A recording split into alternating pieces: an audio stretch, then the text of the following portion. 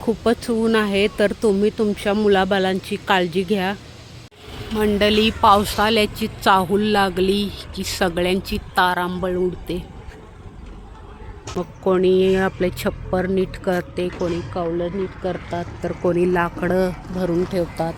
तर तुम्ही मागच्या व्हिडिओमध्ये पाहिलंच असेल त्या इथे किती लाकडं होती. तर त्या लोकांनी मस्तपैकी तिथं व्यवस्थित आता ते पावसाळ्यासाठी भरून ठेवलेलं आहेत. नमस्कार मंडळी, शुभ सकाळ. चला या मदत करायला. तर पहा कसा पालापाचोला या झाडांचा पडलेला आहे. दरवर्षी मंडळी हा साफ करायला लागतं आणि आपण गुरुदादाला बोलवलेला आहे, दोघांना बोलवलेला, राहुल दादाला, परंतु राहुल दादा कामाला गेलेले आहेत. आणि मी इकडे ही लाकडं भरून ठेवत आहेत गोणीमध्ये.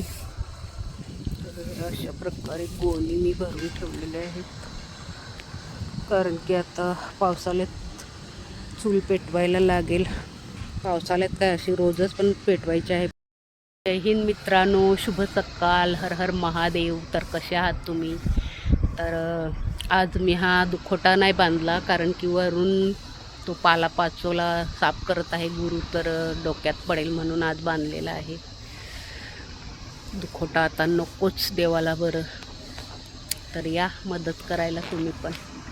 तर मंडळी, जर हा पालापाचोला काढला नाही तर पूर्ण ते पत्र पांघरतात आणि खाली लाल लाल पाणी पडते. घरावरती गुरुदादा पालापाचोला खाली ढकलत आहे आणि मी इकडे खाली ठेवलेली लाकडं बाजूला उचलून ठेवत आहे.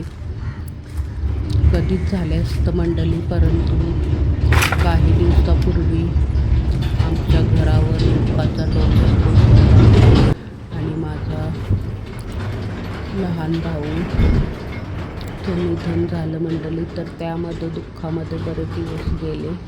हा दरवर्षीचा त्रास आहे आम्हाला. ह्या झाडाचा पालापाचोला घरावरती पडतो.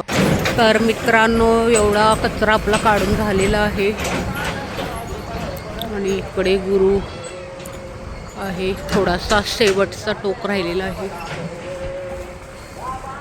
आणि मी पण लाकडं एवढी जमा केलेली आहेत, आता ही एवढी बांधलेली आहेत. तर मित्रांनो, अशा प्रकारे आपलं काम आटोपलेलं आहे. तर पुन्हा भेटू पुढच्या व्हिडिओत. तोपर्यंत तुम्ही तुमची काळजी घ्या आणि सुरक्षित राहा. Bye bye.